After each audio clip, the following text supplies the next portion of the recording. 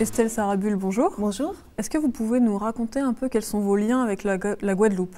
Mon père est né en Guadeloupe. Moi, je n'y suis pas née, je suis née à Créteil, en banlieue parisienne, mais j'y suis allée tous les ans, toute mon enfance, entre, disons, l'âge de 3 ans et l'âge de 17 ans. Et alors, de ce lien quand même fort avec la Guadeloupe, est-ce que vous en diriez que les territoires d'outre-mer sont des territoires oubliés de la République? En un certain sens, oui, en effet. Il y a beaucoup de choses qui se passent là-bas qui ne seraient pas acceptées ici. Et je pourrais même dire qu'en fait, là-bas, les gilets jaunes, c'est un peu tous les jours depuis 40 ans. Donc, effectivement, on parle souvent des Outre-mer uniquement quand il y a des catastrophes écologiques. Mais les catastrophes sociales, économiques au quotidien, on en parle moins. Et comment ça se traduit, ce décalage, cette différence qu'il peut y avoir entre la métropole et les Outre-mer? Je prends un exemple très simple. Si vous prenez la gestion de l'eau et les coupures d'eau incessantes qu'il y a en Guadeloupe, par exemple, je crois qu'on ne verrait pas ça dans une ville ou même dans une campagne hexagonale. Enfin, ce serait tout de suite le tollé. Et là-bas, voilà, ça dure pendant des mois et des mois.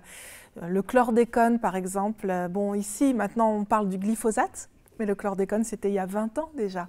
Donc voilà, c'est toute une série de choses comme ça qui font qu'il y a toujours un décalage entre la perception et l'expérience des habitants là-bas et ce qu'on en reçoit dans l'Hexagone. Et qu'est-ce qui explique ce décalage? Alors là, on pourrait en parler pendant 2 heures. Ce qui l'explique, c'est l'histoire déjà, le fait que ces territoires ont été d'abord des colonies soumises au régime de l'esclavage, ce qui n'a jamais été le cas dans l'Hexagone. Il n'y a jamais eu l'esclavage ici. C'est vraiment une particularité de ces territoires-là, à tel point qu'un esclave au XVIIIe siècle qui parvenait à quitter son île et à arriver dans l'Hexagone n'était officiellement plus esclave, puisque ça n'existait pas sur le territoire.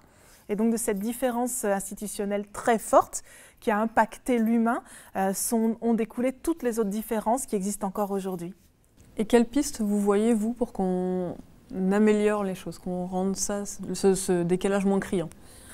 Les pistes sont multiples. Je dirais que la plus urgente aujourd'hui, c'est celle environnementale. Là, il faut vraiment prendre à bras le corps ce souci qui concerne des toutes petites îles, mais qui sont finalement au centre d'un système mondial, puisqu'on est près des côtes américaines, on est près du géant brésilien. C'est à la fois l'Europe, c'est des îles qui sont magnifiques avec une nature luxuriante, et en même temps, je crois que c'est les territoires qui ont été les plus brutalisés à ce niveau-là. Donc, je partirais de ça. Et après, il y a tout ce qui en découle forcément, donc l'attention à l'humain, l'égalité homme-femme, l'égalité économique, voilà, tout en découle.